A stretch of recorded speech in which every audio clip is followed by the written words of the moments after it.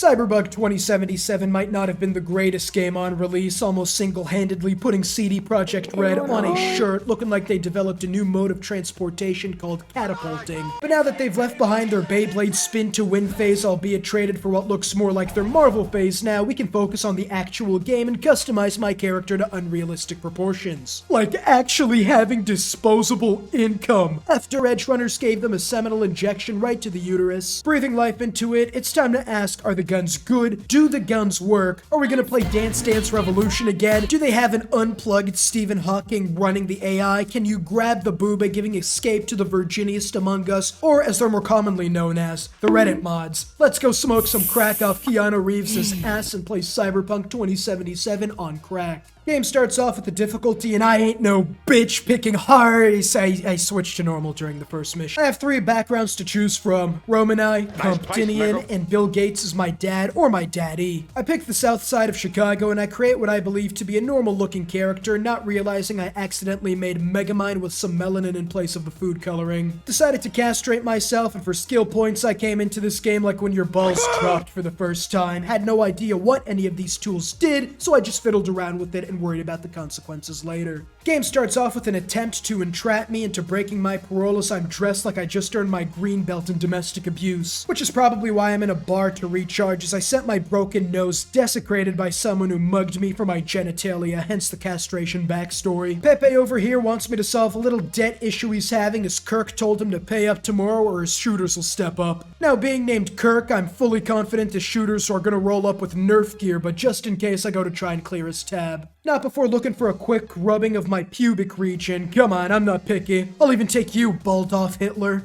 I get to Kirk in a sentient scoop of lard who suffocates me to throw me off my game in these high-stakes negotiations before putting the gun on the table.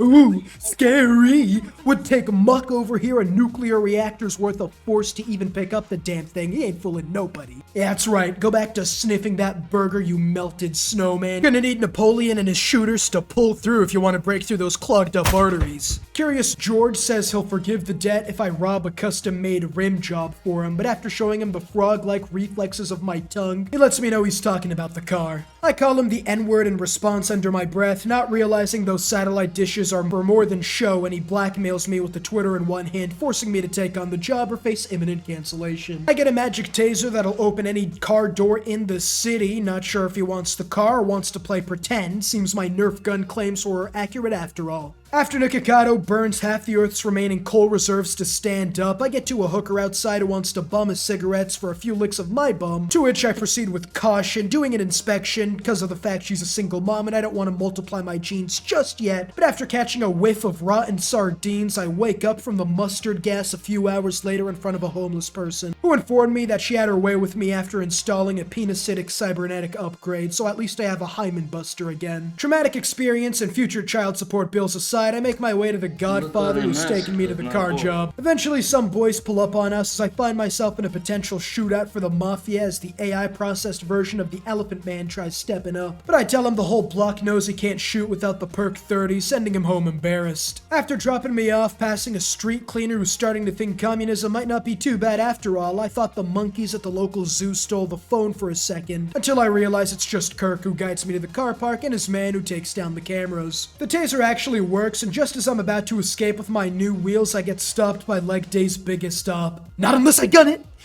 Okay, well, as he compliments my driving skills, the opening of my window gives the cops a whiff of minority, and they teleport to the scene at lightning speed. As we're on the ground, I call the cop a pig who threatens to fuck me like one if I don't shut up, and after Jackie presents his tryout for the diplomatic corps, the car owner, Dan Locke, comes through telling the cops to send us to Davy Jones' locker, so not exactly like the real guy, his cyber counterpart has much stronger morals. And after trying to decrush my lungs and get some air, he's reaching for a weapon! They throw us back on the street, saving our asses, and Joe from Family Guy with a top bun invites me to dinner, getting a montage with me and him becoming besties where I engage in the fantasy of buying my own studio apartment, bring the Mafia boss the latest Jordans, getting some wheels, meeting Jackie's girlfriend, the Deathhounds from Skyrim, which you should definitely check out by the way, and Vic the Ripper Doc who gives me that salutation handshake every guy knows about. We come back a few months later on a mission to find a kidnappee, and after skipping the tutorial we drop in with T-Bug on the comms telling us the kidnappee's lore. door. We stroll through the front door with less resistance than France gave the Germans and get to what seems to be a meal fit for Hannibal Lecter. We sneak up on the guard masturbating on the job, knocking him out before we deem a dose of hypothermia, most fitting as we start the drive-by in earnest. My pistol might as well be a tool for prostate examiners, as it takes the entire clip just to tickle their anuses. So after shockingly managing to take someone out with it, I pick up the shotgun, and that's what I'm talking about as I use the Geneva suggestion as emergency toilet paper to clean up the shark that leaked out after that magnificent shot. We find a man on top of sand. Sorry, sir, you're not the target. Not gonna get us paid now, are you? Holy shit, there's titties.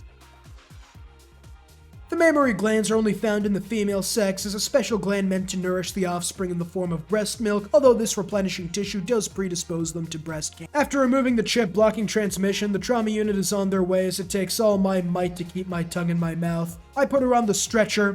5 steps back, now! Who the fuck do you think you are? After Jackie questions the number of chromosomes in my possession, we get a job well done from our fixer Wakako Forever, who's awaiting me for the payment. Alright, Jackie, let's roll. Yeah, you know you gotta hit the gas pedal, right? We get into a shootout on the way back and reach a checkpoint. It feels more like I'm in Iraq than America, but okay. The Rizzler over here whips out his book, Rizzlies Believe It or Not, and convinces the woman to let us through after getting seduced by the Rizzard of Oz. Thankfully, we got Adolf Rizzler with us, else we'd be sleeping in a foreign hood. Just like you'll be thankful after becoming a TCLR subscriber. I'm a Ninja Turtle. Chang. Focus. You're gonna mess up the whole panty raid. Oh, that brother. Gone. Oh, my balls. Chang, you lost focus. Subscribe to TCLR. Better? You're not you when you watch without subscribing. So subscribe to TCLR to install the Master Splinter Ninjutsu upgrade and Titanium Jawline, and to, more importantly, not miss out on future content. After watching live footage of the Iranian protests, we drive home as Jackie takes my car to impress his girl without any input or any of my protests being heard. Highway robbery aside, I let these hooligans know no loitering will be tolerated on these premises as I show the remaining stray I got hands to. As I'm trying my hand at the local gourmet, Denny Phantom walks through the door.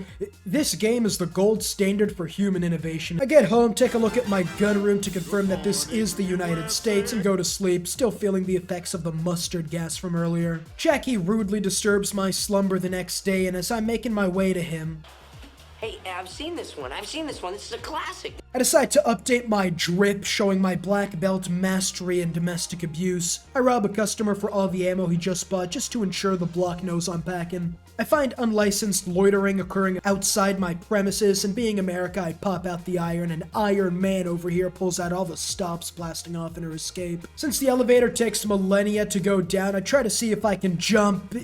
Well, when I come up with the 13th reason, you'll be the first to know. After doing the entirety of my taxes during this immersively long elevator ride, I make the assumption that my next mission's gonna be to go to my 9 to 5. My theory seemingly being proven right, as Jackie'd have to wait till he finishes eating, else the immersion will break. Wouldn't want that now, would we? He tells me he bagged us a sweet job with Dexter Deshawn, pretty much the Al Capone of this universe, as the preeminent fixer. I find out that he wants to meet me face to face, since I assume he thought Jackie was missing a few screws and told them to bring his guardian for the mission. He gives me my car back, and I finally get to show everyone why I'm the greatest video game driver to ever exist.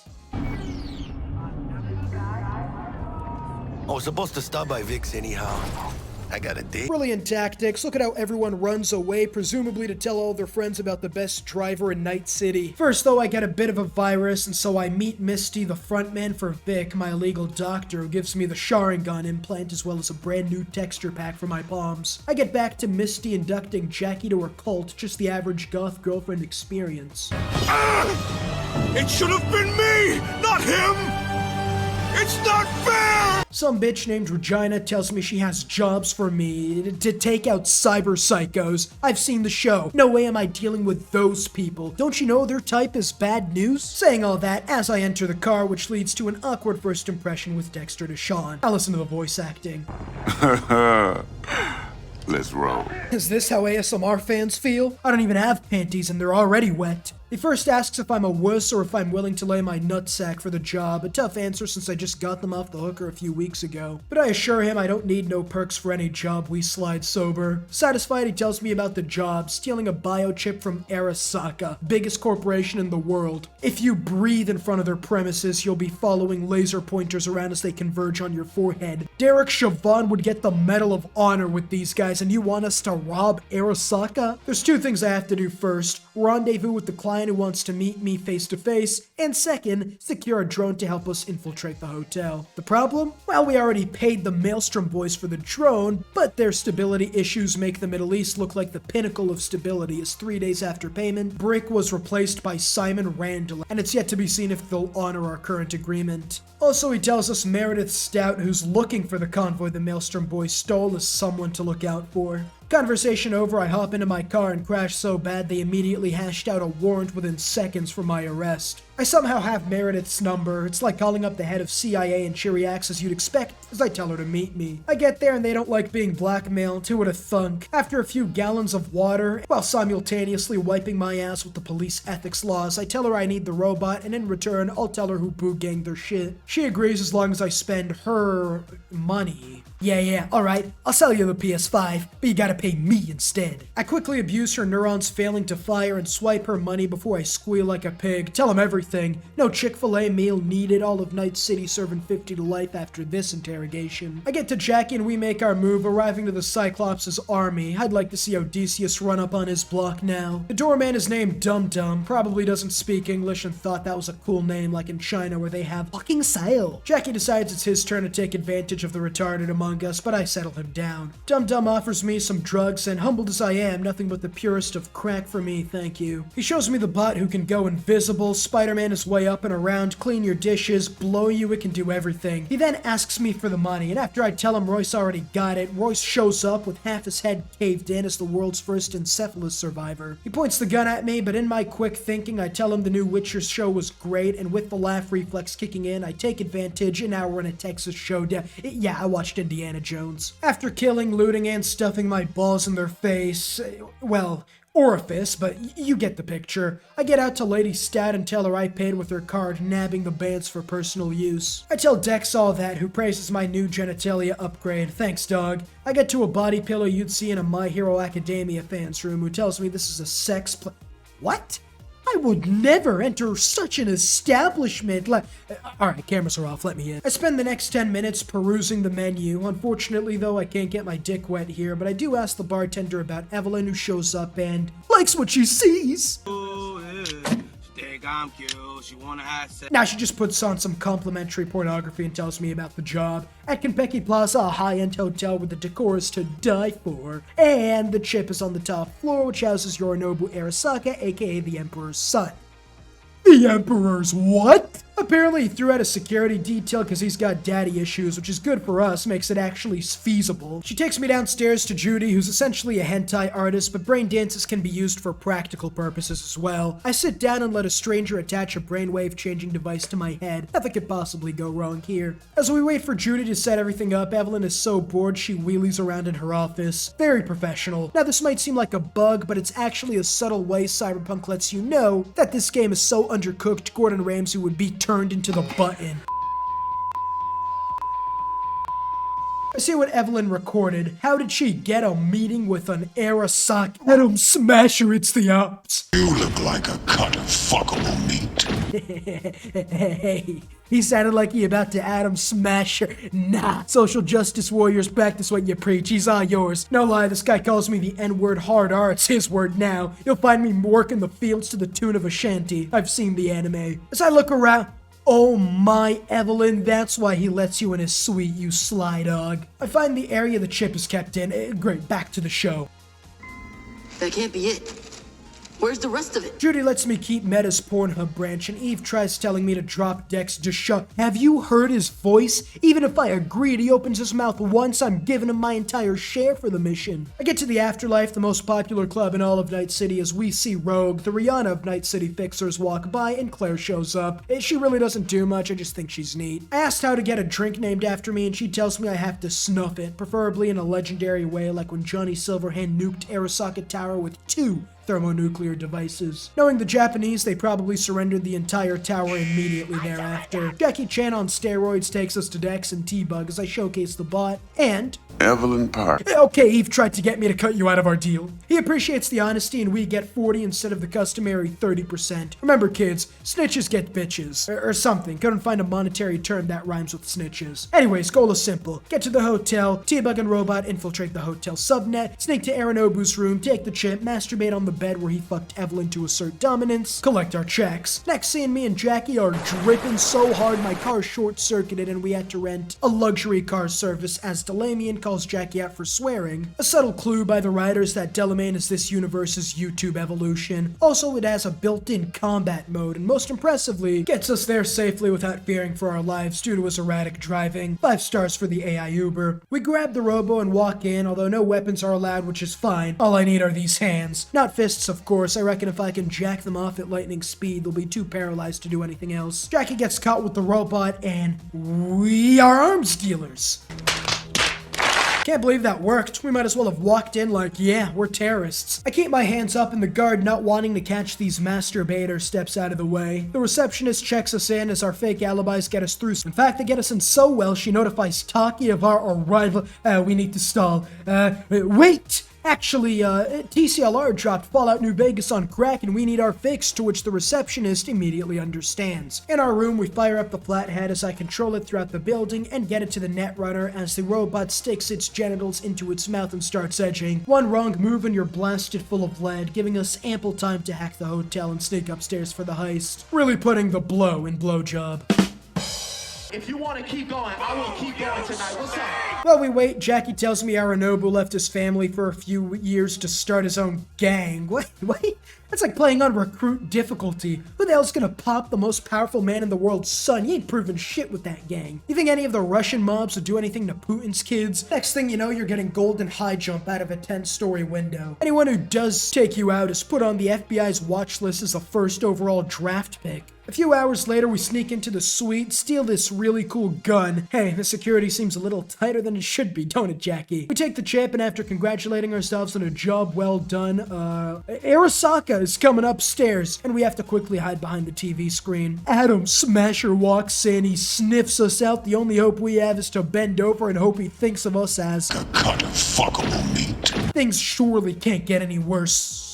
It's the Emperor. Long story short, the guards wait outside as the son kills the Emperor, releasing all his daddy issues in one powerful attack. Okay, well, we're about to see the crossover of the century as Spetsnaz and the Navy SEALs tag team to swarm this building in seconds. We gotta get out of here. After sunning his dad's previous bodyguard, this surely can't get any worse. But yeah, T-Bug was made in his KIA, so we're on our own. We end up sneaking outside, and just as we get to the ladder, a drone. Wasn't expecting to roleplay an Iraqi civilian today, yet here we are. Jackie's bleeding and the relic is damaged as Jackie's forced to pop it into his head. Using the Arasaka heat, me and Jackie break our way through the most armed corporation on Earth, including a damn drone.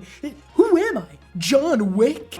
After taking out the drone, we get to Delamian with 10 out of 10 customer service as we get a Smasher. Combat mode. Quick, Jackie, bend over and hide your balls. Maybe you'll think it's a pussy. Jack is down cataclysmically, however, and even after escaping, it doesn't look too good for him as he gives me the chip instead, and Wait a minute! well, it looks like Jackie decided to go out with one more prank as he grabs my nose before fading to black. I tell Delamian to send Jackie to Vic. There are some organs I need harvested, and hearts and lungs go for a pretty penny this time of year. I make my way upstairs to Dex, whose calm, orgasmic, Morgan Freeman-esque voice is petrified. Anyone who even breathed in the vicinity of this mess is going to get off. And it's not as if he can even run away, considering the baby's due any day now. After I wash my face, I come out to the Bruce Lee 1-inch punch before Dexter pops me as an offering to the Arasakas. That's the intro? What the hell is the climax gonna be? We gonna stop Thanos ourselves? I wake up as, is that Keanu Reeves? He's a rocker in this life and a misogynist, as it seems Future's church really got to him in this timeline. I ditch my band and walk up to a helicopter, 0 to 100 at supersonic levels as we meet Rogue in our younger days. I decide to litter because who's gonna stop me? I'm Keanu fucking Reeves, superstar of the SpongeBob movie. So where are we going? Oh, Arasaka. We're gonna make a weapon deal? Maybe this machine gun... Okay, well, this isn't gonna end well. Our shooter gets shot, but I'm the shooter. Put on my CIA badge and genocide the populace like I was in a third world country. We get inside and place a nuclear weapon on the elevator, but instead of leaving the blast radius like any normal human being would do, I decide I want all the Arasaka smoke and upload a virus into the hotel's neuronic network. As the mayor gives a speech looking like every president of a failed state, going on about how he's gonna bring the killers to justice. You ain't gonna do shit, Steve Harvey. As I may, it's Adam Smasher. I make my way out and almost get out of there before Adam Smasher thinks I'm Cut of fuckable meat. I wake up to the annual CCP Critic Convention as the Emperor walks in, as him and his techies scramble my brain or something before putting me to sleep. I wake up in the Matrix. Oh, hey, Neo. Before actually waking up and try to crawl my way through to safety before this fat ass gets his yearly 10 minutes of cardio in. And to show his gratitude, the late Arasaka's bodyguard decides to give him exclusive rights to interview gulag prisoners, before giving me a startlingly stark recollection of me telling my father 20 beers is enough for one night as a kid. Quiet. I wake up and the man gives me a booster and a gun. Sweet. Now I can kill him and get out. Okay, well, it seems he's mastered the power of friendship as his plot armor's too thick for my bullets to pierce through. As I'm forced to aid him in my escape until Edward Scissorhands flies through. But before he flips my genitals and gender-reaffirming surgery, we run him into a poster. Still pop him though, so I get the gold for the kill. An enemy has been slain. Takamura asks me for a Ripper Doc and a ride, but how do I get to Vic? Delamian with that 10 out of 10 customer service. It's like I'm eating a Chick-fil-A with my boy, the newest entry to the list. Welcome aboard. We get to Vic's and I'm out for what ends up being weeks as Vic lets me know the dream I had with Keanu Reeves was just Johnny Silverhand's extended lore. Also, his persona meshed with mine when I got popped by Dex, and since his construct sees my conscious as a virus, a crypt to his blood per se, it's pulling out all the stops to take control, finding out I only have a few weeks to live. Misty takes me home and gives me Omega blockers to Dwight Howard Johnny for as long as possible and some pseudo-endotrazine, which may as well be cyanide. I tell her why I don't pop a bullet in my mouth and she goes, "Oh, but you'll kill 2 souls. Is that what you want?" Very much. If I'm going down, I'm taking Adam Smasher's sex doll with me. She also gives me the bullet Vic pulled out my skull as a good luck charm. Don't even know why she gave it to me. I mean, it's like giving a castrated penis to a sexual offender's victim. Get a nightmare, the worst one really, the one where I accidentally ran over John Wick's dog and he tries everything to kill me, but I managed to survive the night. I decide I want to be dripped out for my funeral as I craft the perfect sexual predator style, really setting the meta. Looking like I dropped 30 gropes and 10 unwanted spankings in my last game. Takamura asks me to meet with him and he did save my life, so I owe him that at least as I go to the diner he's at, famous for their magical floating pizza. He wants Evelyn Parker and says he needs my help before I tell him I'd rather trust Eve with my issue, dumbfounding him as he asks why, to which I respond. Don't matter how much perfume the corpo sprays on mornings. By lunch, that's replaced by the stench of skullduggery. And I too stink of skullduggery. Nope, you're starting to stink. Period. They ask you how you are, you just have to say that you're fine when you're not really fine, but you just can't get it. He eventually tells me his honor compelled him to go on the run. He seeks revenge for Aranobu's fratricide and needs my help in return for promising to remove my chip afterwards, and we hatch out a plan. I walk into Arasaka and testify against Aranobu. Yeah, I might have the chip in my head, but you got a brain tumor. He assures me I'll be heard in front of reasonable people. Maybe people who reasonably want to see me on a cross, but he ignores me as Aranobu shows up on TV, until Tom turns it off as Takamura gets ready to slide for that. I calm him down and he tells me we need to find Hellman and he looked for info in the afterlife until Rogue threw him out, smelling the corpo in him.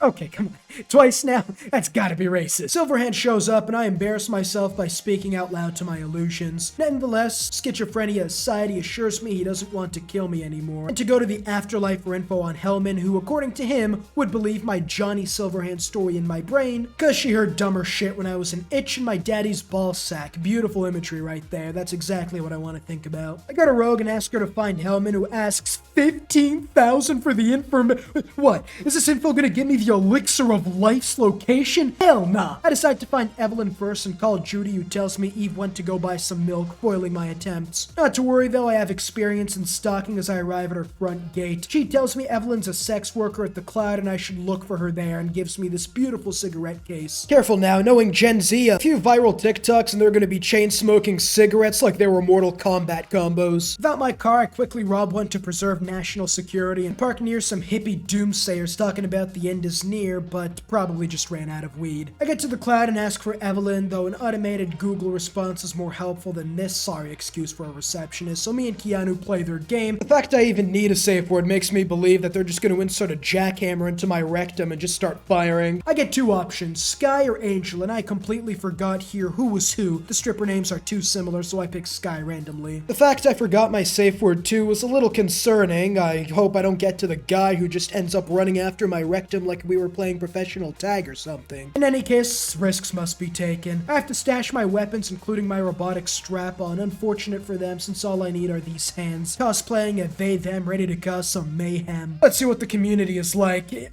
Okay, this guy's just getting repeatedly slapped in the face. I believe this man is practicing for a presentation he has due tomorrow. And here they have an assortment of dildos and a fist. How many trains does it take to need a damn fist? That has to require a full season of Thomas the Tank Engine and Friends minimum. I get to Sky and I ask her for Evelyn, although Socrates over here decides to spout some bullshit in what I really need, expecting the next words to come out of her mouth to be flex tape or something. So I just use my safe word as I shock her, since ripping her out, as she says, isn't a pleasant feeling. Ask for Evelyn and she refuses. Ask for Evelyn again, except this time in exchange for her keeping her good looks and her kneecaps. And would you look at that, she agrees. Seems the Church of Misogyny has become the dominant religious force in Night City. Seems a customer did a number to her, and the only person who knows anything is another movie star in VIP booth 2. But to get to the VIP area, I need a VIP pass. And it's not as if I can just get one lickety-split. I mean, this isn't Epstein's Island where the only requirements are being a billionaire or younger than 15. And no way am I getting past this sumo wrestler turned security guard. I quickly inject laxatives into one of the guards' drinks, and as he's going to the bathroom, I choke him out and steal the pass. To cover my tracks, I put him on a toilet so no one will know he's knocked out. Perfect. Not to act like a rich VIP at a special club. 15 is my favorite number.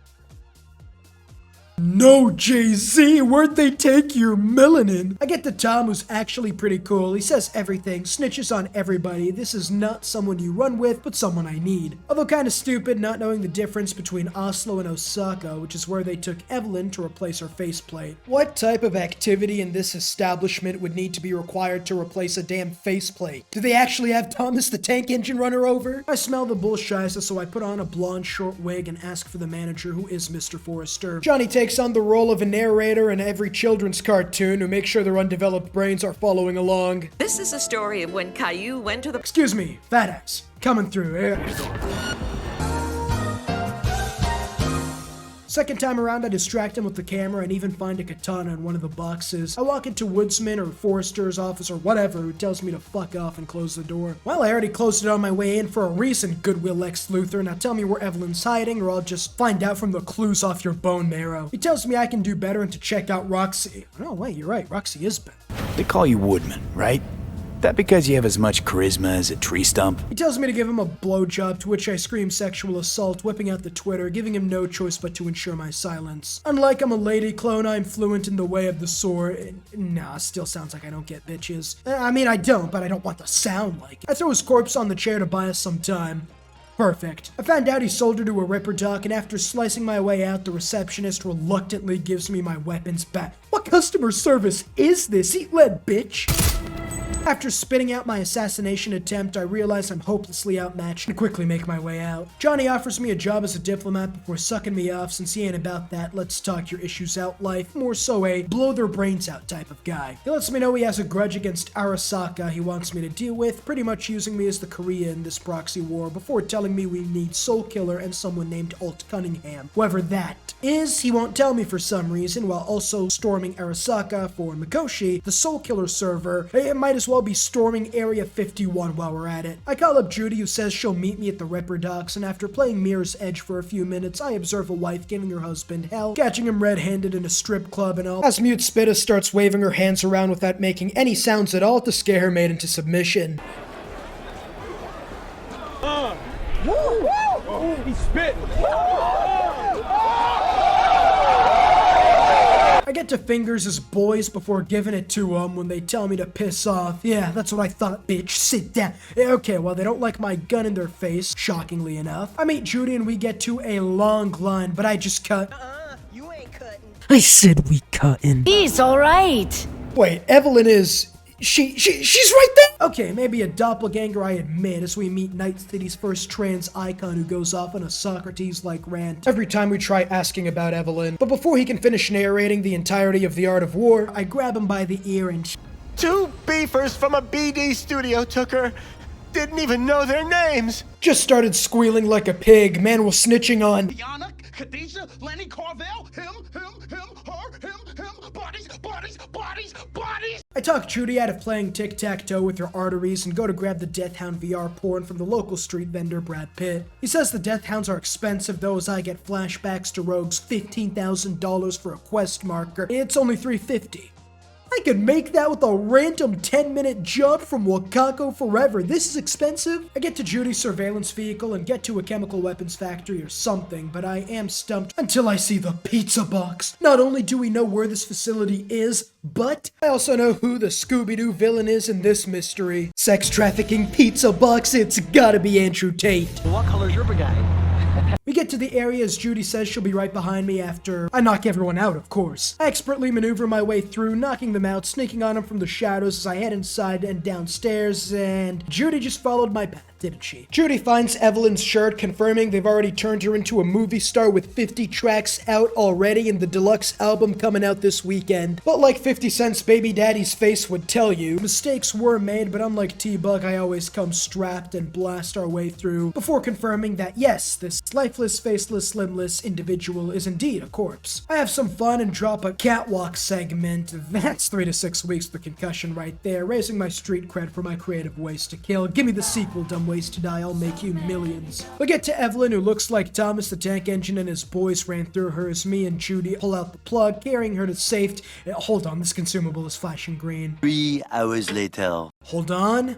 Okay, got it. Let's roll. We snap back to the cigarette container as Johnny tries to convince me lung cancer isn't that bad of a way to go out, and after giving Judy and Evelyn some time, I come back in half expecting them to use X-scissor on each other, but it looks like Evelyn is too traumatized for even that, and unfortunately can't give me the information I need. God damn it! What the hell did I do this for? But she has something she found in her brain scan as I'm tasked with taking care of Evelyn for a few minutes. Whoa, calm down there, crazy slick. I quickly move V out of the room. Eve's been through enough as I get another brain dance, one last hurrah for the good old days. After deducing that a group called the Voodoo Boys set Evelyn up for the job in the first place, and from the flyers they seem to be in Pacifica, we realize Evelyn wasn't being truthful from the start as her job was just reconnaissance for the Voodoo Boys, but she said, nah, let me cook, and tried to organize the heist on her own. Well, she wasn't cooking shit. It hasn't even left the damn freezer. That was the worst planned heist I've ever seen in my life. There's another recording as well which shows the Voodoo Boys and someone named Brigitte want the chip for Silverhand to help them find Alt and Soul Killer to take control.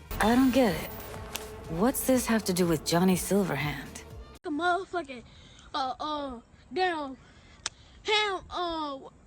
I tell her to leave. I need to violently masturbate, which confuses her enough to not object. Me and Johnny are both lost about Alt and what they want with her. In any case, we gotta find the netrunner who set up the job in the first place, so Pacifica it is. After leaving Judy to deal with the mentally crippled Eve by herself, I go on my way. But before I can make my way to Pacifica, I get to a homeless guy multiplying through mitosis. Nah, one of you gotta go. So I tell them there's an unused heroin needle in the back before I make him see the rabbits.